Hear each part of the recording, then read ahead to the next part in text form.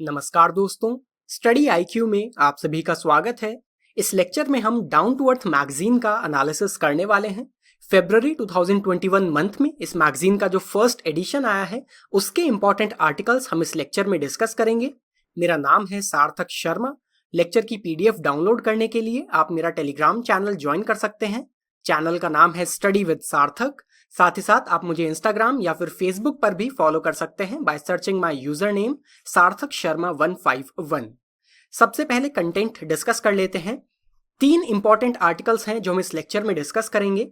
पहला आर्टिकल होगा dilemma of natural solutions. तो इस आर्टिकल में हम NBS that is nature based solutions के ऊपर डिस्कशन करेंगे एंड अडेप्टेशन गैप रिपोर्ट 2020 की भी कुछ इंपॉर्टेंट फाइंडिंग्स यहां पर हम डिस्कस करेंगे। सेकेंड आर्टिकल होगा फ्लू फ्राइट। तो इस आर्टिकल में हम इन्फ्लुएंजा वायरस के ऊपर डिस्कशन करेंगे। एंड थर्ड आर्टिकल होगा orphans of the fourth industrial revolution. Industrial revolution 4.0 का क्या इफेक्ट हो रहा है वर्कफोर्स के ऊपर, किस तरह से ये जॉब मार्केट को इफेक्ट कर रहा है, ये हम इस थर्ड आर्टिकल में डिस्कस करेंगे। तो चलिए शुरू करते हैं। पहला आर्टिकल है डिलेमा ऑफ नेचुरल सॉल्यूशंस। पहले इंट्रोडक्शन डिस्कस करते हैं। United Nation Environment Programme UNEP के द्वारा recently adaptation gap report 2020 release की गई है। ये इस रिपोर्ट का 5th एडिशन है। United Nations Environment Programme, obviously ये यूनाइटेड नेशंस का एक प्रोग्राम है जो कि यूनाइटेड नेशंस के द्वारा जितने भी एनवायरनमेंट रिलेटेड एक्शंस लिए जाते हैं उन्हें कोऑर्डिनेट करता है। तो adaptation gap report 2020 recently release की गई है और इस रिपोर्ट में जो भी ग्लोबल एफर्ट्स किए जा रहे हैं, जो भी स्टेप्स लिए जा रहे हैं क्लाइमेट चेंज को अडेप्ट करने के लिए, उसका डेटा कलेक्ट किया गया है। तो इस रिपोर्ट में फीचर किया गया है एक thematic focus on the nature based solutions that is NBS। Report में यह बताया गया है कि जो हमारे द्वारा अडेप्टेशन एक्शन लिए जा रहे हैं वो कितने इफेक्टिव हैं, वो कितने कारगर हैं, ये डिपेंड करता है on the ecosystem services. Ecosystem services क्या है? जैसे कि जो मैंग्रोव फॉरेस्ट है वो कोस्टल फ्लडिंग को रोकते हैं। इसी तरह से जो फॉरेस्ट है, अगर हम फॉरेस्ट का एरिया बढ़ाते हैं तो इसकी वजह से वहां पर ड्रॉट होने के चांसेस कम होते हैं। कार्बन सिंक की तरह ये काम करता है। तो ये सभी इकोसिस्टम सर्विसेज हैं। तो जो हमारे द्वारा अडेप्टेशन एक्शन लिए जा रहे हैं ये कितने कारगर हैं, ये डिपेंड करता है ऑन दीज इकोसिस्टम सर्विसेज। और इसी वजह से जो नेचर बेस्ड सॉल्यूशंस हैं इनका एक सेंट्रल रोल बन जाता है in the adaptation efforts, because nature based solution में हम हमारे इकोसिस्टम को ही प्रिजर्व करते हैं। रिपोर्ट में फर्दर बताया गया है कि जो नेचर बेस्ड सॉल्यूशंस हैं ये कॉस्ट इफेक्टिव होते हैं। इसमें कम कॉस्ट आती है when compared with the hard engineered approaches. तो मान लीजिए अगर हम coal based thermal power plant से रिन्यूएबल सोर्स ऑफ एनर्जी की तरफ ट्रांसफॉर्मेशन कर रहे हैं तो इसमें ज्यादा खर्चा आएगा। एंड अगर हम जो फॉरेस्ट एरिया है उसको बढ़ा रहे हैं तो उसमें कम खर्चा आएगा। तो ऑब्वियसली जो नेचर बेस्ड सॉल्यूशंस हैं वो कॉस्ट इफेक्टिव होते हैं, इनके सोशल बेनिफिट्स भी काफी होते हैं। लेकिन फिर भी पूरे वर्ल्ड में देखा गया है कि एक रिलक्टेंस है to adopt and finance these nature based solutions. अब नेचर बेस्ड सॉल्यूशंस क्या होते हैं ये हम डिस्कस कर लेते हैं। NBS कोई नया कंसेप्ट नहीं है। सदियों से जो इंडिजिनस कम्युनिटीज हैं जैसे कि ट्राइबल्स हैं या फिर फॉरेस्ट ड्वेलर्स हैं वो सदियों से नेचर बेस्ड सॉल्यूशंस को अपनाते आए हैं। जैसे कि जो फॉरेस्ट ड्वेलर्स हैं वो फॉरेस्ट से रिसोर्सेज को तो हार्नेस करते ही हैं लेकिन फॉरेस्ट के प्रिजर्वेशन में भी वो मदद करते हैं। तो एक सिम्बायोटिक रिलेशन बन जाती है। तो इस तरह से जो इंडिजिनस कम्युनिटीज हैं वो सदियों से नेचर बेस्ड सॉल्यूशंस को अपनाती आई हैं। लेकिन अगर क्लाइमेट चेंज अडेप्टेशन के कंटेक्स्ट में हम बात करें तो नेचर बेस्ड सॉल्यूशंस को हम डिफाइन कर सकते हैं कि ये एक अम्ब्रेला टर्म है for the solutions which preserve the natural ecosystems. ऐसे नेचुरल इकोसिस्टम जो कि क्लाइमेट चेंज इंपैक्ट्स के अगेंस्ट बैरियर की तरह काम करते हैं। जैसे कि नेचुरल इकोसिस्टम है मैनग्रोव्स। अगर हम मैनग्रोव्स को प्रोटेक्ट कर रहे हैं तो इसकी वजह से अगर वहां पर कोस्टल फ्लडिंग आती है तो उसमें काफी ज्यादा ये उसे रोकने में मदद करते हैं। इसी तरह से अगर हम फॉरेस्ट का एरिया बढ़ाते हैं तो ये एक कार्बन सिंक की तरह काम करता है और ये कार्बन डाइऑक्साइड को एब्जॉर्ब करता है। तो ऐसे जो नेचुरल इकोसिस्टम्स हैं उन्हें प्रिजर्व करने के लिए जो सॉल्यूशंस यूज किए जाते हैं उन्हें ही कहा जाता है नेचर बेस्ड सॉल्यूशंस। अगर हम अर्बन क्लाइमेट अडेप्टेशन की बात करें अर्बन एरियाज में तो यहां पर नेचर बेस्ड सॉल्यूशंस क्या है? ग्रे इंफ्रास्ट्रक्चर की जगह ग्रीन इंफ्रास्ट्रक्चर को एक्सपैंड करना।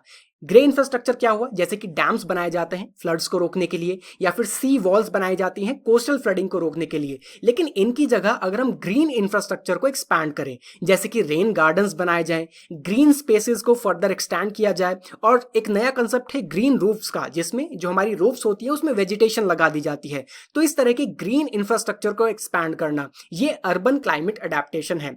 बट बियॉन्ड द सिटीज, जैसे कि पेरिफेरल एरियाज हैं या फिर रूरल एरियाज हैं, वहां पर क्या एग्जांपल्स हो सकते हैं एनबीएस के? वेटलैंड्स को रिस्टोर करना ताकि फ्लडिंग को प्रिवेंट किया जा सके, रीफॉरेस्टेशन करना ताकि ड्रॉट्स को कॉम्बैट किया जा सके, इरोजन ना हो, कोरल रीफ मैनेजमेंट करना ताकि जो सी वेव्स की वजह से इरोजन होता है उसे रिड्यूस किया जा सके। तो ये जो बियॉन्ड सिटीज एरियाज है वहां पर नेचर बेस्ड सॉल्यूशंस होते हैं। एनबीएस को इनिशियली सबसे पहले 2009 में जो यूएनएफसीसीसी की कॉन्फ्रेंस ऑफ पार्टीज 15 थी, जो कि कोपेनहेगन में कंडक्ट की गई थी, इसमें इंट्रोड्यूस किया गया था। यहां पर international union for conservation of nature IUCN एक बहुत ही इंपॉर्टेंट ऑर्गेनाइजेशन है एनवायरमेंट के लिए, जो कि रेड डेटा बुक भी रिलीज करती है। तो IUCN ने एक पेपर में प्रेजेंट करते हुए पहली बार नेचर बेस्ड सॉल्यूशंस का जिक्र किया था 2009 में, और IUCN के द्वारा यह कहा गया था कि पोस्ट 2012 टाइम पीरियड में क्लाइमेट चेंज को कॉम्बैट करने के लिए नेचर बेस्ड सॉल्यूशंस का फुल यूज किया जाना चाहिए। जो COP 15 हुई थी उसमें 2012 के बियॉन्ड का जो पीरियड है उसके लिए कुछ स्ट्रैटेजी बनाई गई थी। तो इसी वजह से यहां पर यह कहा गया कि बियॉन्ड 2012 टाइम पीरियड के लिए नेचर बेस्ड सॉल्यूशंस का पूरा इस्तेमाल हमें करना चाहिए। अडेप्टेशन गैप रिपोर्ट की क्या फाइंडिंग्स है ये भी हम ब्रीफली जान लेते हैं। अडेप्टेशन गैप रिपोर्ट में यह कहा गया है कि डेवलपिंग कंट्रीज के लिए जो अडेप्टेशन की एनुअल कॉस्ट है ये इंक्रीज होती जा रही है, एंड बाय द ईयर 2050 ये 4 गुना बढ़ जाएगी और ये $280 टू अराउंड 500 बिलियन तक पहुंच जाएगी। और ये एवर इंक्रीजिंग अडेप्टेशन कॉस्ट बहुत ज्यादा इंक्रीज कर रही है, लेकिन अडेप्टेशन फाइनेंस इतना इंक्रीज नहीं कर रहा है। ये बहुत सारी यहां पर टर्म्स हो चुकी हैं, इन्हें हम एक एक करके डिस्कस करते हैं। सबसे पहले अडेप्टेशन का मतलब यह होता है कि किसी भी नई चीज के लिए हम खुद को अडेप्ट करें, मींस उस तरह से हम अपने को अनुकूल बना लें। तो जैसे क्लाइमेट चेंज हो रहा है तो उसे हम अडेप्ट कर लें, उसके हिसाब से एडजस्ट कर पाए, यही है adaptation to the climate change. Adaptation cost क्या है? क्लाइमेट चेंज के लिए अडेप्ट करने के लिए जितने पैसे की जरूरत है, जितना खर्च आएगा, वो है अडेप्टेशन कॉस्ट। जैसे कि रेजिलियंस इंफ्रास्ट्रक्चर बना लेना, तो ये सब अडेप्टेशन कॉस्ट में आ जाएगा। अडेप्टेशन फाइनेंस का मतलब है कि कितना पैसा हमारे पास इस समय पर, कितना फाइनेंस हमारे पास इस समय पर अवेलेबल है क्लाइमेट चेंज को अडेप्ट करने के लिए, और इनके बीच का जो डिफरेंस है इसे ही अडेप्टेशन गैप कहा जाता है। और रिपोर्ट ये बता रही है कि जो अडेप्टेशन गैप है ये बहुत ज्यादा इंक्रीज कर रहा है, एंड खास तौर पर जो डेवलपिंग कंट्रीज है इनके लिए 4 गुना बढ़ जाएगा बाय द ईयर 2050। हालांकि ये जो अडेप्टेशन कॉस्ट है अगर हम एब्सोल्यूट टर्म्स में देखें तो जो डेवलप्ड कंट्रीज हैं उनके लिए बहुत ज्यादा है, बिकॉज ऑब्वियसली वही कंट्रीज वर्स्ट पोल्यूटर्स रही हैं, यही कंट्रीज ज्यादा कंट्रीब्यूट कर रही हैं क्लाइमेट चेंज के लिए, तो इनके लिए एब्सोल्यूट टर्म्स में अडेप्टेशन कॉस्ट ज्यादा है। लेकिन अगर हम GDP से कंपेयर करें तो जो बर्डन है अडेप्टेशन कॉस्ट का वो डेवलपिंग कंट्रीज के ऊपर बहुत ज्यादा है। रिपोर्ट में यह कहा गया है nature based solutions low cost options हैं, काफी कॉस्ट इफेक्टिव होते हैं to reduce the climate risk, to reduce the climate change, और साथ ही साथ इसके कुछ एडिशनल बेनिफिट्स भी होते हैं इकोनॉमी के लिए, इन्वायरमेंट के लिए, लाइवलीहुड्स के लिए एंड सो ऑन। तो छोटा सा एग्जांपल लेते हैं, अगर रिफॉरेस्टेशन किया जा रहा है तो फॉरेस्ट से कुछ ना कुछ रिसोर्सेज हार्नेस किए जाएंगे, ये इकोनॉमी में कंट्रीब्यूट करेगा। इन्वायरमेंट में ये कैसे कंट्रीब्यूट करेगा? बिकॉज ये एक नेचुरल हैबिटेट बनाएगा और क्लाइमेट चेंज को कॉम्बैट करने में भी ये मदद करेगा, कुछ जॉब अपॉर्चुनिटीज भी ये वहां पर क्रिएट कर सकता है। तो इस तरह से जो नेचर बेस्ड सॉल्यूशन है ये सिर्फ क्लाइमेट चेंज को अडेप्ट करने में ही मदद नहीं करते हैं, लेकिन इनके एडिशनल बेनिफिट्स भी होते हैं। लेकिन ये इस रिपोर्ट में साफ किया गया है कि नेचर बेस्ड सॉल्यूशंस कोई पेनेसिया नहीं है फॉर क्लाइमेट चेंज, मींस ये कोई फुल प्रूफ सॉल्यूशन नहीं है कि सिर्फ नेचर बेस्ड सॉल्यूशन से ही हम क्लाइमेट चेंज को टैकल कर पाएंगे। जब higher levels of climate change हैं तो वहां पर एनबीएस का रोल लिमिट हो जाता है। आप खुद ही सोच करके देखिए, अगर coal based thermal power plants बढ़ते जाएंगे और ग्रीन हाउस गैसेस का एमिशन इसी तरह से होता जाएगा तो हम कितना भी कार्बन सिंक बना लें उससे ये जो गैसेज हैं उन्हें हम खत्म नहीं कर पाएंगे। हमें coal based thermal power plant plants को बंद करना ही होगा। तो जो एमिशन रिडक्शंस है उसे एनबीएस किसी भी तरह से सब्स्टिट्यूट नहीं कर सकता है, बट स्टिल ये कुछ ऐसे सॉल्यूशंस हैं जिनकी अर्जेंसी इंक्रीजिंगली बढ़ती जा रही है। एंड सेकेंडली ये एक मल्टी सेक्टोरल रिस्पॉन्स की तरह काम करते हैं अगेंस्ट द क्लाइमेट क्राइसिस। अब वर्ल्ड में कितनी कंट्रीज ने नेचर बेस्ड सॉल्यूशंस को अडॉप्ट किया है ये हम डिस्कस कर लेते हैं। More than half of the countries, 50% से भी ज्यादा कंट्रीज, जिनमें 90% लीस्ट डेवलप्ड कंट्रीज हैं, ये वो कंट्रीज हैं जिन्होंने प्रोटेक्शन ऑफ नेचर को as a guiding principle mention किया है अपने नेशनली डिटरमाइंड कॉन्ट्रीब्यूशंस में under the Paris climate agreement. 50% से भी ज्यादा कंट्रीज ने नेचर बेस्ड सॉल्यूशंस को मेंशन तो किया है, लेकिन स्पेसिफिकली क्या गोल्स हैं, क्या प्लान्स हैं, किस तरह से नेचर बेस्ड सॉल्यूशंस को इंप्लीमेंट किया जाएगा, ये इन कंट्रीज ने मेंशन नहीं किया है। And less than 1/3 of the countries इन्होंने मेजरेबल टारगेट्स बनाए हैं अपने रिवाइज्ड एनडीसीज में इन द लेट 2020। देखिए पेरिस अग्रीमेंट में एक टारगेट ये रखा गया था बाय द ईयर 2020 सभी कंट्रीज को अपने नेशनली डिटरमाइंड कॉन्ट्रीब्यूशंस को रिवाइज करना होगा, लेकिन सिर्फ 1/3 कंट्रीज ने ही अपने एनडीसीज को रिवाइज किया है। इवन जो कुछ बिग एमिटर्स हैं जैसे कि यूएस, चाइना, इवन इंडिया, इन कंट्रीज ने भी अपने जो एनडीसीज हैं उन्हें रिवाइज नहीं किया है। तो सिर्फ 1/3 कंट्रीज ने ही अपने जो एनडीसीज हैं उन्हें रिवाइज किया है in the preparation for COP26 जो कि 2021 में ग्लासगो में कंडक्ट की जाएगी। और इन कंट्रीज में से भी सिर्फ Andorra, Chile, Moldova and Singapore, ये 4 कंट्रीज ही हैं जिन्होंने नेचर बेस्ड सॉल्यूशंस को क्लाइमेट चेंज अडेप्टेशन स्ट्रैटेजीज में इंक्लूड किया है। अडेप्टेशन गैप रिपोर्ट में 4 मेजर मल्टीलेटरल फंड्स को एनालाइज किया गया है। ये 4 कौन से हैं? Global environment facility, green climate fund, the adaptation fund and the international climate fund. तो वेरियस ऑर्गेनाइजेशंस के अंडर ये फंड्स बनाए गए हैं, जैसे कि जो ग्रीन क्लाइमेट फंड है और जो अडेप्टेशन फंड है ये UNFCCC के फ्रेमवर्क के अंडर काम करता है, जबकि जो ग्लोबल एनवायरनमेंट फैसिलिटी है इसे 1992 में रियो समिट के समय पर बनाया गया था। तो इन 4 मेजर मल्टीलेटरल फंड्स को एनालाइज किया गया जो कि फंड्स प्रोवाइड करते हैं, क्रेडिट्स प्रोवाइड करते हैं एनवायरमेंट रिलेटेड प्रोजेक्ट्स के लिए एंड एक्टिविटीज के लिए। एनालिसिस में यह पता चला है कि जितनी भी फंडिंग 2019 में की गई है क्लाइमेट रिलेटेड प्रोजेक्ट्स के लिए, उसमें से सिर्फ 13% फंडिंग नेचर बेस्ड सॉल्यूशन से रिलेटेड प्रोजेक्ट्स के लिए की गई है। मींस अराउंड $12.05 बिलियन फंडिंग की गई है नेचर बेस्ड सॉल्यूशंस के लिए, और इसमें से भी सिर्फ कुछ फ्रैक्शन ऑफ द फंड ही है जो कि ऑन द ग्राउंड इंप्लीमेंटेशन के लिए एलोकेट भी किए गए हैं। अब इस मैप में आप देख सकते हैं बताया गया है कितनी कंट्रीज हैं जिन्होंने नेचर बेस्ड सॉल्यूशंस को अपने अडेप्टेशन कंपोनेंट में रखा है। तो सबसे पहले ऐसी कंट्रीज जिन्होंने नेचर बेस्ड सॉल्यूशन को अपने अडेप्टेशन कंपोनेंट में नहीं रखा है, तो साउथ अमेरिका में ब्राजील और चिली, ये 2 कंट्रीज आ जाती हैं। इसके बाद अगर अफ्रीका की बात करें तो Algeria, Libya, Egypt and south Africa, ये कुछ कंट्रीज हैं।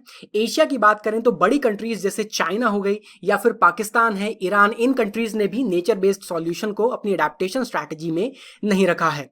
किन कंट्रीज ने नेचर बेस्ड सॉल्यूशंस को रखा है इसमें आप देख सकते हैं जो नॉर्थ अमेरिका है यहाँ पर मैक्सिको आ जाता है। इसके बाद साउथ अमेरिका में अर्जेंटीना है, यूरुग्वे, पैराग्वे, वेनेजुएला, ये सब कंट्रीज हैं। मैक्सिमम अफ्रीकन कंट्रीज ने नेचर बेस्ड सॉल्यूशंस को अपने अडेप्टेशन कंपोनेंट में रखा है। एंड एशिया की बात करें तो मंगोलिया हो गया, एंड जो साउथ एशिया की कंट्रीज हैं जैसे इंडिया, नेपाल, भूटान, बांग्लादेश, इन सभी ने नेचर बेस्ड सॉल्यूशंस को अपने अडेप्टेशन कंपोनेंट में रखा है। और जो रिमेनिंग कंट्रीज हैं इनके एनडीसीज में अडेप्टेशन कंपोनेंट ही नहीं है। अब एक और चीज आप यहां पर नोटिस करेंगे कि इंडिया के मैप में जम्मू एंड कश्मीर को अलग से एक सेपरेट कंट्री बताया गया है। ये एक ग्रेट मैटर ऑफ कंसर्न बनता जा रहा है। जितनी भी हम यूएन की रीसेंट रिपोर्ट्स देखें, ज्यादातर रिपोर्ट्स में जो मैप हैं उनमें जम्मू एंड कश्मीर को एज अ सेपरेट कंट्री बताया गया है। ये बहुत बड़ा मैटर ऑफ कंसर्न है और इंडिया को डिप्लोमैटिकली यूनाइटेड नेशंस के साथ इस पर बातचीत करनी चाहिए इस मैटर को रिजॉल्व करने के लिए, बिकॉज जम्मू एंड कश्मीर भारत का एक अभिन्न अंग है। यहां पर आप देख सकते हैं एक डायग्राम दिया गया है, इसे सेन की डायग्राम कहा जाता है। हालांकि ये थोड़ा डिफिकल्ट है बट इसे सिंप्लीफाई करने की हम कोशिश करते हैं। यहां पर अंडरलाइंग हजार्ड्स बताए गए हैं।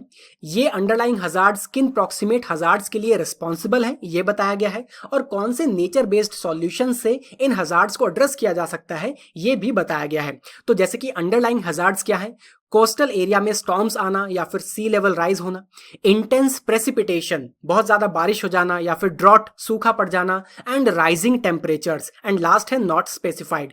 ये अंडरलाइंग हैजार्ड्स हैं। यहाँ पर जो रिबन की विड्थ है इससे आप बता सकते हैं कि कौन सा फैक्टर किस हैजार्ड के लिए ज्यादा रिस्पॉन्सिबल है। तो जैसे कि अगर कोस्टल एरिया में सी लेवल राइज हो जाता है या फिर स्टॉर्म आता है तो इसकी वजह से 1 नंबर मींस कोस्टल फ्लडिंग और इरोजन के चांसेस बढ़ जाते हैं। इसी तरह से आप देख सकते हैं इंटेंस प्रेसिपिटेशन की वजह से एक छोटा रिबन यहां पर बताया गया है कि ये रिस्पॉन्सिबल होता है कोस्टल फ्लडिंग के लिए भी। फिर इसके बाद एक थोड़ा ज्यादा विड्थ का रिबन आ जाता है कि ये अर्बन फ्लडिंग के लिए भी रिस्पॉन्सिबल है। मैक्सिमम जो इंटेंस प्रेसिपिटेशन है वो रिवर फ्लडिंग के लिए रिस्पॉन्सिबल होती है। इसके बाद इरोजन एंड लैंडस्लाइड्स है एंड सो ऑन। तो इसी तरह से आप सभी अंडरलाइंग हजार्ड और प्रॉक्सिमेट हजार्ड्स के बीच में क्या रिलेशन है वो देख सकते हैं। नेचर बेस्ड सॉल्यूशन यहां पर बताए गए हैं, जैसे कि अगर coral reefs, mangroves, dunes and beaches, coastal wetlands, इन्हें अगर हम प्रोटेक्ट करते हैं, इन्हें रिस्टोर करते हैं तो इसकी वजह से हम जो फर्स्ट कंपोनेंट है that is coastal flooding and erosion, इसे काफी हद तक रोक पाएंगे।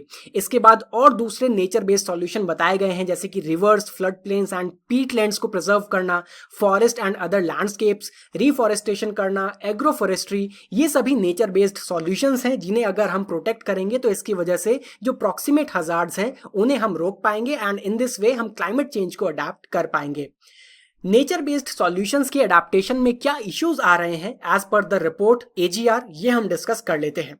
सबसे पहले बताया गया है कि नेचर बेस्ड सॉल्यूशंस को जो प्रोजेक्ट्स हैं उन्हें इंप्लीमेंट करने के लिए प्लानिंग एंड कोऑर्डिनेशन की जरूरत होती है across the multiple stakeholders, जो कि एक डिफिकल्ट टास्क होता है। मान लीजिए रिफॉरेस्टेशन करना है, अब मान लीजिए जो फॉरेस्ट का एरिया है वो 2 स्टेट्स के बीच में आता है या फिर 2 कंट्रीज के बीच में आता है, तो इस वजह से यहाँ पर डिस्प्यूट्स होने के चांसेस बढ़ जाते हैं।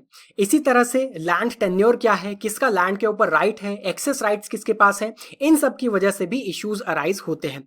सेकेंड इशू ये है कि नेचर बेस्ड सॉल्यूशन के जो बेनिफिट्स हैं उन्हें रीप करने में समय लगता है। तो अगर आपने रिफॉरेस्टेशन किया है तो जो फॉरेस्ट है उसे ग्रो करने में समय लगेगा, ये एक लेंदी प्रोसेस होता है। इसी वजह से ये कमर्शियली अनअट्रैक्टिव हो जाता है, खासतौर पर प्राइवेट सेक्टर के लिए, because private sector purely profit basis पर काम करता है। तो खासतौर पर प्राइवेट सेक्टर के लिए फाइनेंसिंग करना ये एक इशू बन चुका है। और लास्ट यहाँ पर इशू ये आता है कि जो नेचर बेस्ड सॉल्यूशंस के लिए फाइनेंसिंग प्रोवाइड की जाती है इसमें भी एक डिलेमा बना हुआ है, बिकॉज ये क्लाइमेट फाइनेंस में भी आता है और ये इन्वायरमेंट कंजर्वेशन की फाइनेंसिंग में भी आता है। तो इसी वजह से ये एम्बिगिटी बनी रहती है कि जो फंड एलोकेट किया गया है प्रोजेक्ट के लिए, ये क्लाइमेट फाइनेंसिंग में आएगा या फिर कंजर्वेशन फाइनेंसिंग में आएगा। एट द एंड हम वे फॉरवर्ड डिस्कस कर लेते हैं। सबसे पहले जो मल्टीलेटरल बैंक्स हैं, इवन मल्टीलेटरल ऑर्गेनाइजेशंस हैं, ये भी एक डबल स्टैंडर्ड इस समय पर चला रही हैं। ऐसा इसलिए बिकॉज वेरियस मल्टीलेटरल बैंक्स जैसे कि वर्ल्ड बैंक, एक तरफ ये बैंक्स ये कह रहे हैं कि हमें क्लाइमेट चेंज को अडेप्ट करना है, ग्रीन हाउस गैस एमिशंस को हमें रोकना है, but on the second place ये फॉसिल फ्यूल्स के जो प्रोजेक्ट्स हैं वेरियस कंट्रीज के, डेवलपिंग कंट्रीज में खासतौर पर, उनमें इन्वेस्ट कर रहे हैं। एडिशनली ईयर 2020 में नॉन प्रॉफिट ऑर्गेनाइजेशन ऑक्सफैम के द्वारा एक रिपोर्ट रिलीज की गई है जिसमें यह पता चलता है कि 2017 और 2018 में जो भी पब्लिक क्लाइमेट फाइनेंसिंग प्रोवाइड की गई वेरियस बैंक्स के द्वारा, जो फंड्स प्रोवाइड किए गए, उसमें से 80% means 47 billion US dollars grants की फॉर्म में नहीं थे, ये लोन्स की फॉर्म में डेवलपिंग कंट्रीज को प्रोवाइड किए गए। और इसमें से भी 50% के around means 24 billion US dollars के करीब जो क्रेडिट प्रोवाइड किया गया ये नॉन कंसेशनल था। तो एक तरफ फॉसिल फ्यूल पावर प्लांट्स लगाने के लिए जो डेवलपिंग कंट्रीज हैं उन्हें कंसेशनल लोन्स प्रोवाइड किए जा रहे हैं, लेकिन दूसरी तरफ नेचर बेस्ड सॉल्यूशन या फिर एनवायरमेंट रिलेटेड जो प्रोजेक्ट्स हैं उनमें नॉन कंसेशनल लोन्स ये बैंक्स प्रोवाइड कर रहे हैं। तो ये डबल स्टैंडर्ड है जिसे हमें रोकना होगा। जो करंटली फॉसिल फ्यूल के लिए फंडिंग प्रोवाइड की जा रही है उसे हमें डाइवर्ट करना चाहिए to the environmental projects. Direct grants developing countries को प्रोवाइड किए जाने चाहिए ताकि इन कंट्रीज में नेचर बेस्ड सॉल्यूशन के जो प्रोजेक्ट्स हैं उन्हें ग्रास रूट लेवल्स पर इंप्लीमेंट किया जा सके, because this is the need of the hour. बढ़ते हैं नेक्स्ट आर्टिकल की तरफ, फ्लू फ्राइट। सबसे पहले इंट्रोडक्शन डिस्कस कर लेते हैं। आर्टिकल में यह बताया गया है कि इस समय पर ऐसा लग रहा है कि वायरसेस ने ह्यूमैनिटी के अगेंस्ट एक वॉर वेज कर दिया है, एक युद्ध छेड़ दिया है। दिसंबर 31, 2019 ये वो डेट है जिस दिन चाइना ने पहली बार वर्ल्ड हेल्थ ऑर्गेनाइजेशन को कोविड-19 के बारे में इन्फॉर्म किया। बट ज़्यादा लोगों को ये नहीं पता होगा कि यही वो डेट है जिस दिन पोलैंड ने भी H5N8 एवियन इन्फ्लुएंजा का एक नया वेरिएंट डिक्लेयर किया, जिसकी वजह से वहां पर बर्ड्स की डेथ हुई। सिंस देन ये जो नया वेरिएंट है ये 15 कंट्रीज में फैल चुका है in Europe and Asia, and 1 year later December 5, 2020 इस तारीख को हरियाणा ने large scale poultry deaths report की है with the same strain of H5N8 avian influenza. Haryana के बाद 11 और इंडिया में स्टेट्स हैं जहां पर बर्ड की डेथ्स रिपोर्ट की गई है because of this new variant, और जो सबसे पहला इस सीरीज में वेरिएंट है H5N1 इसकी वजह से। और ये जो आउटब्रेक है एवियन इन्फ्लुएंजा का, अब ये most wide spread outbreak India में बन चुका है। एवियन इन्फ्लुएंजा एक हाईली कंटेजियस रेस्पिरेटरी इन्फेक्शन है जिसे कि बर्ड फ्लू के नाम से भी कॉमनली कहा जाता है। खासतौर पर जो बर्ड्स हैं उन्हें ही इफेक्ट करता है, ह्यूमन ट्रांसमिशन होने के चांसेस इसमें कम होते हैं। जो हेल्दी बर्ड्स होती हैं जब वो किसी इन्फेक्टेड बर्ड के सलाइवा या फिर नेजल सिक्रीशन या फिर फीसीज के कांटेक्ट में आती हैं या फिर किसी कंटामिनेटेड सरफेस या वाटर बॉडीज के कांटेक्ट में आती हैं तो उन्हें एवियन इन्फ्लुएंजा हो जाता है। अब एवियन इन्फ्लुएंजा का प्राइमरी थ्रेट होता है पोल्ट्री इंडस्ट्री को। बहुत तेजी से ये वायरस फैलता है और लगभग 2 दिन के अंदर अंदर अगर कोई फ्लॉक है बर्ड्स का उसमें से 90 to 100% मोर्टेलिटी होने के चांसेस होते हैं because of this avian influenza. इतनी तेजी से ये स्प्रेड होता है। अब तक का जो वर्स्ट आउटब्रेक पूरे वर्ल्ड में हुआ है एवियन इन्फ्लुएंजा का वो 2006 में हुआ था, और वर्ल्ड हेल्थ ऑर्गेनाइजेशन ने ये रिपोर्ट किया है कि उस समय पर 8 to 12 बिलियन US डॉलर्स का पोल्ट्री इंडस्ट्री को पूरे वर्ल्ड में लॉस हुआ था।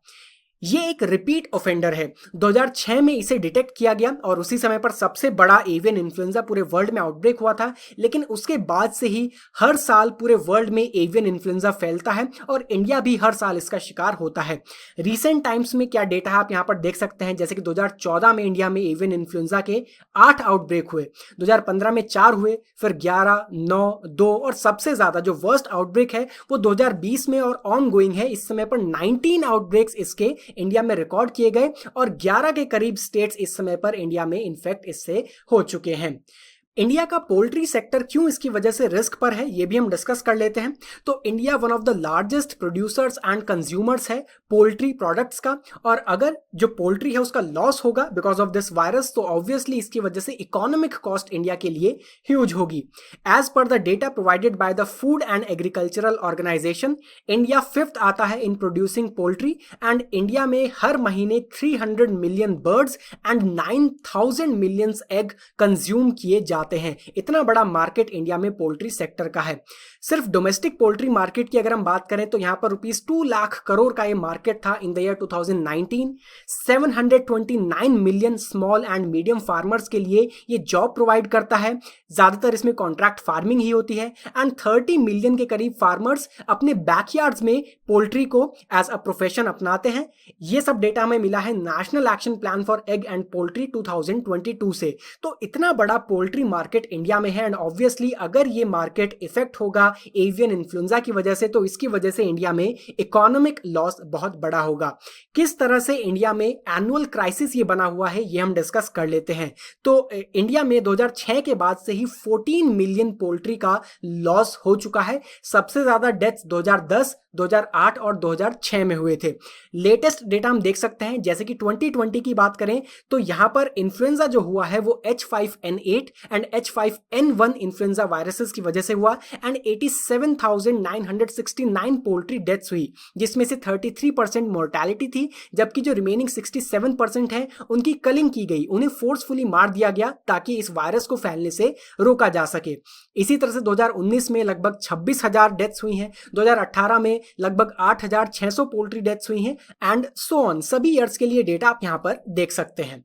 इन्फ्लुएंजा वायरस क्या होता है अब ये हम डिस्कस कर लेते हैं। Influenza virus most dreaded of all pathogens माने जाते हैं। जो 4 बड़े पैंडेमिक्स कोविड-19 के पहले हुए हैं वो सभी इन्फ्लुएंजा वायरसेस की वजह से ही हुए हैं, जिन्होंने ह्यूमैनिटी को बहुत ज्यादा इफेक्ट किया है। और इनकी स्ट्रेंथ लाई करती है इनकी सिंप्लिसिटी में, जिसकी वजह से ये ज्यादा म्यूटेट भी होते हैं। अगर एक इन्फ्लुएंजा वायरस की हम बात करें तो इसमें सिर्फ 8 सिंगल स्टैंडर्ड आरएनए सेगमेंट्स होते हैं जो कि प्रोटीन की शीथ में रैप्ड होते हैं। यही एक इन्फ्लुएंजा वायरस का पूरा स्ट्रक्चर होता है। बहुत तेजी से इनमें जेनेटिक वेरिएशंस आते हैं, बहुत तेजी से ये म्यूटेट होते हैं और नए स्ट्रेन्स में इवॉल्व होते हैं जिनके अगेंस्ट हमारे पास हमारी बॉडीज में कोई भी डिफेंस नहीं होता है। 4 तरह के इन्फ्लुएंजा वायरस होते हैं, A, B, C and D, and accordingly ये डिफरेंट स्पीशीज को अटैक करते हैं। इसमें सबसे ज्यादा इन्फ्लुएंजा टाइप ए वायरस होता है जो कि डेंजरस होता है ह्यूमंस के लिए और दूसरी भी एनिमल्स एंड बर्ड्स की वैरायटी के लिए, जो कि सीरियस इलनेस सभी में कॉज करता है। जैसा मैंने आपको बताया, कोविड-19 से पहले 4 बड़े ह्यूमन पैंडेमिक्स हुए हैं जो कि इन्फ्लुएंजा ए वायरस की वजह से ही हुए हैं। आप देख सकते हैं 1891 में पहला पैंडेमिक हुआ था, रशियन पैंडेमिक। ये हुआ था H3N8 एवियन इन्फ्लुएंजा वायरस की वजह से और इसकी वजह से लगभग 2 to 3 मिलियन डेथ्स एशिया में हुई थी। इसके बाद 1918 का जो स्पेनिश फ्लू है ये H1N1 इन्फ्लुएंजा ए वायरस की वजह से हुआ था, जिसमें अराउंड 50 मिलियन लोगों की वर्ल्ड वाइड डेथ हुई थी और इसका भी लिंक कहीं ना कहीं एवियन इन्फ्लुएंजा के साथ ही था। इसके बाद हालांकि बहुत सारे ऐसे एपिसोड्स हुए हैं, लेकिन सिर्फ पैंडेमिक की हम बात कर रहे हैं। थर्ड पैंडेमिक आता है 1957 में H2N2 स्ट्रेन की वजह से, और ये एक म्यूटेटेड स्ट्रेन था जो कि ह्यूमन H1N1 वायरस और एवियन H2N2 वायरस से इवॉल्व हुआ था। लगभग 2 मिलियन डेथ इसकी वजह से हुई थी। एंड रिसेंटली जो फोर्थ पैंडेमिक हुआ वो हुआ ईयर 2009 में, स्वाइन फ्लू पैंडेमिक, जो कि H1N1 स्ट्रेन की वजह से हुआ और ये भी म्यूटेट हुआ था north American H1N2 and Eurasian H1N1 influenza A type virus की वजह से। तो इस तरह से हम देख सकते हैं कि कितना डेंजरस ये इन्फ्लुएंजा टाइप ए वायरस है। अब इन्फ्लुएंजा वायरस में म्यूटेशन किस तरह से होता है ये हम डिस्कस कर लेते हैं। सबसे पहले इन्फ्लुएंजा वायरस कॉन्स्टेंटली खुद से भी चेंज होते रहते हैं और इस प्रोसेस को कहा जाता है एंटीजेनिक ड्रिफ्ट। जैसे कि हम नाम से देख सकते हैं, अगर H5N8 स्ट्रेन है तो यहाँ पर H और N ये 2 जीन्स हैं, हेमोग्लूटिनिन एंड न्यूरामिनिडेज। ये 2 ऐसे जीन्स हैं जो कि इम्यून सिस्टम के द्वारा रिकॉग्नाइज किए जाते हैं। ये इम्यून सिस्टम को अटैक करते हैं और वेरियस स्पीशीज को इफेक्ट करते हैं। तो ये 2 जो जीन्स हैं H एंड N ये कॉन्स्टेंटली चेंज होते रहते हैं और इसकी वजह से इन्फ्लुएंजा वायरस में म्यूटेशन होता रहता है। तो जो एंटीजेनिक ड्रिफ्ट है ये सबसे ज्यादा प्रोनाउंस्ड है इन इन्फ्लुएंजा ए टाइप वायरस। लेकिन दूसरा जो तरीका है वो कहलाता है एंटीजेनिक शिफ्ट, जिसे कि रीअसॉर्टमेंट भी कहा जाता है, और ये एक और बड़ा मैटर ऑफ कंसर्न है। यहां पर क्या होता है, 2 डिफरेंट स्ट्रेन्स इन्फ्लुएंजा वायरस के कंबाइन होकर के म्यूटेशन करते हैं और इसकी वजह से एक नया स्ट्रेन इवॉल्व होता है। तो यहां पर क्या हो सकता है, मान लीजिए 2 तरह के इन्फ्लुएंजा वायरस किसी एक स्पीशीज के ऊपर अटैक कर देते हैं। अब मान लीजिए एक वायरस में H3 जीन है और दूसरे वायरस में H5 जीन है। अब रिप्रोडक्शन के समय पर अगर ये रिप्लेस हो जाए, मींस H3 H5 से रिप्लेस हो जाए एंड H5 H3 से रिप्लेस हो जाए, तो यहां पर नए स्ट्रेन्स बन जाएंगे इन्फ्लुएंजा वायरस के एंड ऑब्वियसली जो इम्यून सिस्टम है उसके पास इन नए स्ट्रेन्स का डिफेंस नहीं होगा। तो इस तरह से जो दूसरा ये प्रोसेस है रीअसॉर्टमेंट, ये ज्यादा बड़ा कंसर्न बन जाता है। अब इसी को हम यहां पर एक इमेज के थ्रू समझ सकते हैं। मान लीजिए एक बर्ड होस्ट है, इस बर्ड में एवियन इन्फ्लुएंजा का कोई स्ट्रेन है। अब ये बर्ड किसी ह्यूमन के साथ अगर कांटेक्ट में आ जाती है और ये जो स्ट्रेन था ये ह्यूमंस में ट्रांसमिसिबल था, तो वो ह्यूमन भी इन्फेक्टेड हो जाएगा। इस ह्यूमन में ह्यूमन इन्फ्लुएंजा ए वायरस का कोई स्ट्रेन बन जाएगा। सेकेंडली, ये जो सेम बर्ड है ये किसी पिग के साथ भी कॉन्टैक्ट में आई और इस पिग के साथ कॉन्टैक्ट आने में अब ये जो पिग है ये भी इन्फेक्टेड हो चुका है, इसमें भी इन्फ्लुएंजा वायरस का कोई नया स्ट्रेन बन चुका है। अब इसके बाद अगर ये जो ह्यूमन है ये इस पिग के साथ कांटेक्ट में आ जाता है, ऐसे में ये पिग एक मिक्सिंग वेसल बन जाएगा। इसमें जो बर्ड होस्ट है वहां से भी एक स्ट्रेन आ चुका है और जो ह्यूमन है वहां से भी एक स्ट्रेन आ चुका है। पिग एक मिक्सिंग वेसल बन जाएगा, यहां पर रीअसॉर्टमेंट होगा और नए म्यूटेटेड स्ट्रेन्स यहां पर इन्फ्लुएंजा वायरस के बन जाएंगे। अब इस पिग से अगर ये वायरस मान लीजिए दोबारा ह्यूमंस में फैल जाता है तो ये एक पैंडेमिक बन सकता है, बिकॉज इसका इलाज ह्यूमन इम्यून सिस्टम के पास इस समय पर नहीं होगा। अभी के लिए अच्छी बात यह है कि जो H5N8 स्ट्रेन वायरस का इस समय पर भारत में फैल रहा है, इसके ह्यूमंस में ट्रांसमिट होने के चांसेस इस समय पर नेग्लिजिबल है, लेकिन खतरा हमेशा बना रहता है कि कभी भी ये जो स्ट्रेन है ये म्यूटेट होकर के ह्यूमन ट्रांसमिसिबल बन सकता है और इसकी वजह से एक नया पैंडेमिक भी बन सकता है। अब रिसेंट टाइम्स में एवियन इन्फ्लुएंजा क्यों राइज कर रहा है ये हम समझने की कोशिश करते हैं। इसका प्राइमरी रीजन है habitat destruction of the migratory birds. बहुत सी माइग्रेटरी बर्ड्स हैं जो कि किसी ना किसी सीजन में माइग्रेट करके किसी दूसरी कंट्री में जाती हैं फॉर नेस्टिंग। जैसे कि जो साइबेरियन क्रेन है वो साइबेरिया से विंटर सीजन में इंडिया में माइग्रेट करके आती है नेस्टिंग करने के लिए। अब जो उनकी यहाँ पर डेस्टिनेशन होती है, अगर उसका एरिया रिड्यूस कर दिया जाता है because of land use change, मान लीजिए वहां पर अब एग्रीकल्चर प्रैक्टिस किया जा रहा है या फिर जो वेटलैंड था उसे डिस्ट्रॉय कर दिया गया है, तो इसकी वजह से क्या होगा, जिस जगह पर ये बर्ड्स पहले आती थी अब वहां पर ना जाकर के ये दूसरी जगह पर स्प्रेड हो जाएंगी। और जब दूसरी जगह ये स्प्रेड होंगी, जो अवेलेबल एरिया होगा वहां पर ये नेस्टिंग करेंगी, तो वहां पर ये दूसरी बर्ड्स के साथ कांटेक्ट में आएंगी। अगर ये माइग्रेटरी बर्ड्स पहले से इन्फेक्टेड हैं तो इसकी वजह से ये इन्फ्लुएंजा वायरस को और ज्यादा स्प्रेड करेंगी। At the same time poultry sector में भी एक बूम आया है। लोगों की जो डाइटरी प्रैक्टिसेस हैं, जो डाइट हैबिट्स हैं वो चेंज हो रही हैं। पोल्ट्री सेक्टर में एक बूम आ चुका है और इसकी वजह से फेवरेबल कंडीशंस बन जाती हैं कि ये जो माइग्रेटरी बर्ड्स हैं अगर ये इन्फेक्टेड हैं, अगर ये किसी पोल्ट्री स्पीशीज के साथ कॉन्टैक्ट में आ जाती हैं, तो इसकी वजह से जो पूरा फ्लॉक है उसमें इन्फ्लुएंजा वायरस स्प्रेड होने के चांसेस बहुत बढ़ जाते हैं। और मॉडर्न फूड प्रोडक्शन प्रैक्टिसेस ये दूसरा बड़ा कारण यहाँ पर आ जाता है। आपने देखा होगा जो पोल्ट्री फार्म्स होते हैं वहां पर पोल्ट्री की डेंसिटी बहुत हाई होती है। एक बहुत छोटे से प्लेस में, कन्फाइंड प्लेस में पोल्ट्रीज को रखा जाता है हाई डेंसिटी में। ये यहां पर ओवर क्राउडेड होती हैं, क्रैम्प्ड कंडीशंस में पोल्ट्री वहां पर रह रही होती हैं। एंड ज्यादातर फार्म्स में जेनेटिक डाइवर्सिटी भी नहीं होती है, मींस वहां पर जितनी भी पोल्ट्री है वो सभी सेम जीन की होती है। अब इस वजह से खतरा यह है अगर किसी एक में वायरस स्प्रेड हुआ है तो पूरे फार्म में वो वायरस स्प्रेड हो जाता है। तो सेकंड फैक्टर यहां पर यह आ जाता है कि जो पोल्ट्री की कंडीशन है वो काफी खराब है, हाई डेंसिटी है, छोटे फार्म्स हैं, जिसकी वजह से वायरस स्प्रेड होने का खतरा ज्यादा है।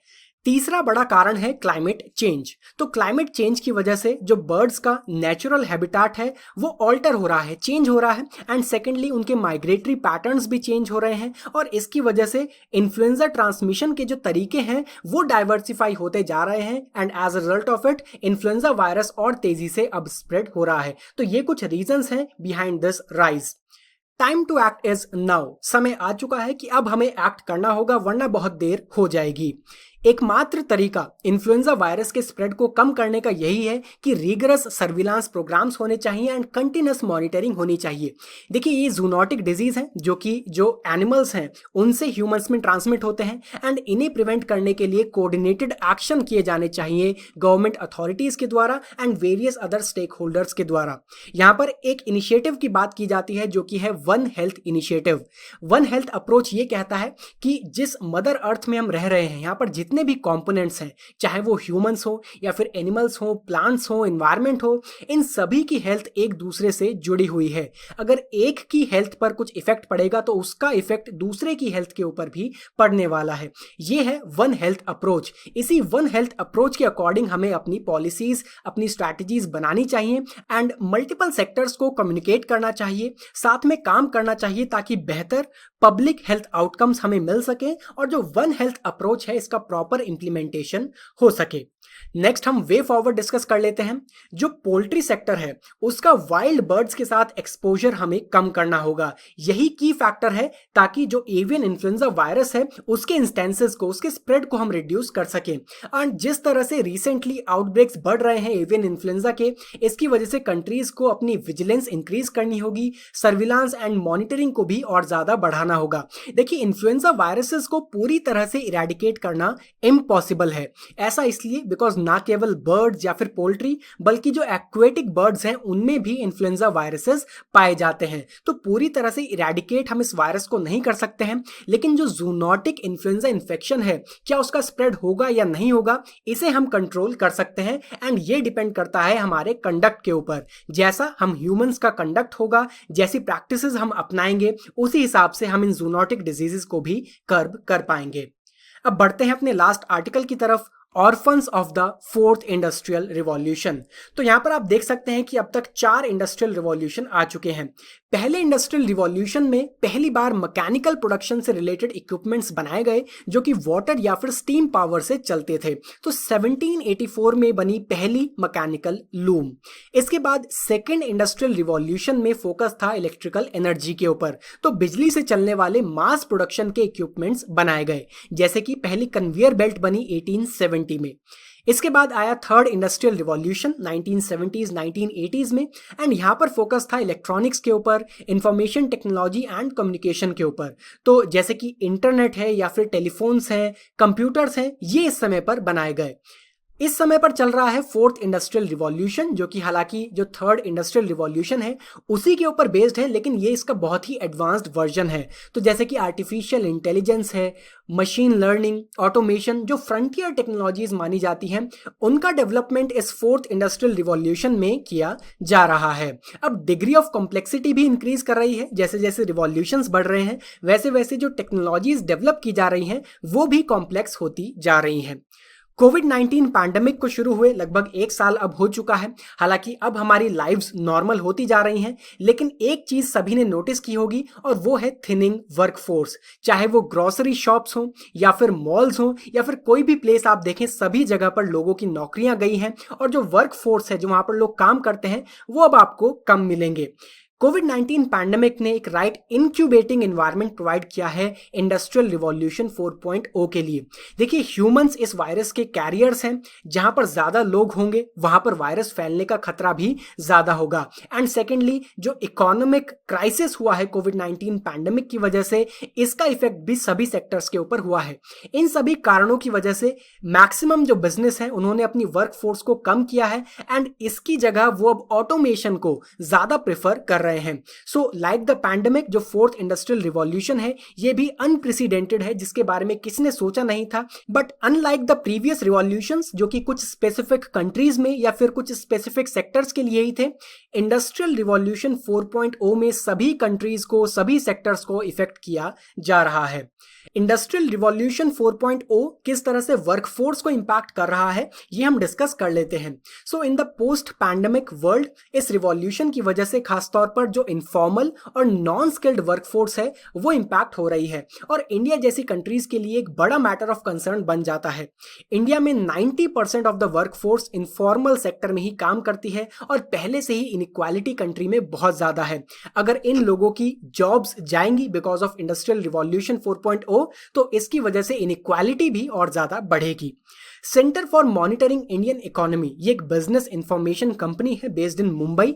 इनके द्वारा रिपोर्ट किया गया है कि अप्रैल 2020 में जो इंडिया में जॉब लॉसेज हुए टोटल वो थे 122 मिलियन और इसमें से 75% जॉब लॉसेज स्मॉल ट्रेडर्स और डेली वेज लेबरर्स के ही हुए हैं। अब धीरे धीरे चीजें तो नॉर्मल हो रही हैं, लेकिन पूरे वर्ल्ड में किस तरह से बिजनेस कंडक्ट किया जाता है ये अब चेंज होता जा रहा है। सो पोस्ट पैंडेमिक वर्ल्ड में जो अनस्किल्ड लेबर्स हैं, इनफॉर्मल वर्कर्स हैं, उनके लिए ज्यादा स्कोप नहीं बचा है बिकॉज उन्हें रिप्लेस किया जा रहा है मशीन से और ऑटोमेशन सिस्टम से। और वर्कर्स के लिए खासतौर पर जो ऑटोमेशन है और कोविड-19 के द्वारा किया गया रिसेशन है, ये एक डबल डिसरप्शन बन चुका है। Future of jobs 2020 report recently world economic forum के द्वारा रिलीज की गई और इसमें यह डेटा पता चलता है 43% ऑफ द बिजनेसेस जिन्हें सर्वे किया गया, उन्होंने ये इंडिकेट किया है कि वो अपनी वर्कफोर्स को रिड्यूस कर रहे हैं because of the technology integration. जैसे जैसे टेक्नोलॉजी इवॉल्व हो रही है उसे इंटीग्रेट करते हुए जो वर्कफोर्स है, जो लोग वहां पर काम करते हैं, उन्हें रिड्यूस किया जा रहा है। रिपोर्ट ये बताती है 2025 तक जितना टोटल काम किया जाएगा उसमें से 50% काम ह्यूमंस करेंगे जबकि 50% काम मशीन्स के द्वारा किया जाएगा। तो इतनी फास्ट स्पीड से रिवॉल्यूशन बढ़ रहा है, इतने एक्सपोनेंशियल पेस से ये बढ़ रहा है कि आने वाले समय में जो अनस्किल्ड एंड लो स्किल्ड लोग हैं उनके लिए जॉब्स क्रिएट होनी ही खत्म हो जाएंगी। ह्यूज इनफॉर्मल वर्कफोर्स जो करंटली कंट्रीज में, खासतौर पर डेवलपिंग कंट्रीज में अवेलेबल है, वो एक तरह से रिडंडेंट हो जाने वाला है। ऑटोमेशन की वजह से 2025 तक 85 मिलियन जॉब लॉसेस होने वाले हैं जो कि ज्यादातर इनफॉर्मल सेक्टर में ही होंगे। हालांकि 97 मिलियन नई जॉब्स भी क्रिएट होंगी, लेकिन या तो वही लोग कर पाएंगे जिनके पास राइट स्किल्स होंगी या फिर इन काम को मशीन्स के द्वारा किया जाएगा। इसे एक सिंपल एग्जांपल से हम समझ सकते हैं, जैसे कि अगर आने वाले समय में ऐसे रोबोट्स बना दिए जाते हैं जो कि वेटर्स की तरह काम कर पाएंगे, तो इस समय की जो वर्कफोर्स है जो कि वेटर्स एंड वेटरेस की तरह काम कर रही है हमारे होटल्स में, हमारे रेस्टोरेंट्स में, वो पूरी तरह से रिडंडेंट हो जाएगी। इसी तरह से अगर ऑटोमेटिक व्हीकल्स बना दिए जाते हैं जिनमें ड्राइवर की जरूरत ना पड़े, जिस पर इस समय पर रिसर्च भी चल रही है, अगर ये सक्सेसफुल होता है तो आने वाले समय में जितने भी ड्राइवर्स इस समय पर काम कर रहे हैं वो भी रिडंडेंट हो जाएंगे। एंड 15-20 साल से अगर ये लोग सिर्फ ड्राइविंग ही कर रहे हैं तो इनके पास नई जॉब्स के लिए राइट स्किल्स भी नहीं होंगे। तो इस तरह से इंडस्ट्रियल रिवॉल्यूशन 4.0 का एक बहुत ही नेगेटिव इम्पैक्ट वर्कफोर्स के ऊपर और खासतौर पर इनफॉर्मल सेक्टर के ऊपर होने वाला है। बड़ा सवाल यहां पर यह है कि मिलियंस, लाखों करोड़ लोग ऐसे हैं जो इस समय पर वर्कफोर्स में एंटर होने के लिए तैयार हैं, लेकिन उनके लिए अगर अपॉर्चुनिटीज ही नहीं होंगी तो ये लोग क्या काम करेंगे? ये एक बहुत बड़ा सवाल इस समय पर है। एंड करंट सिचुएशन इंडिया में यह है कि इकोनॉमिक ग्रोथ तो हो रही है लेकिन जॉब लॉस है। अनएम्प्लॉयमेंट रेट्स इस समय पर कंट्री में बहुत ज़्यादा हैं, जॉब अपॉर्चुनिटीज़ रिड्यूस हो चुकी हैं। एंड अगर ऑटोमेशन फर्दर होता है तो इसकी वजह से और ज़्यादा जॉब अपॉर्चुनिटीज़ कंट्री में रिड्यूस हो जाएंगी। पहले से इंडिया में one of the widest inequalities हैं और अगर इसी तरह से इनफॉर्मल सेक्टर में जॉब लॉसेस होती रही तो ये जो इनइक्वालिटी है ये और ज़्यादा वाइडन हो जाएगी। प्रॉब्लम क्या है ये मैं आपको बता चुका हूं, लेकिन आपके हिसाब से इसका सॉल्यूशन क्या होना चाहिए ये आपको कमेंट बॉक्स में बताना है। So friends, this is all in this lecture. अगर आपके कुछ भी डाउट्स हैं तो आप गिवन नंबर्स पर कांटेक्ट कर सकते हैं या फिर आप डायरेक्टली मेरे सोशल मीडिया पेजेस पर मुझसे कांटेक्ट कर सकते हैं। Thank you very much and have a very nice day.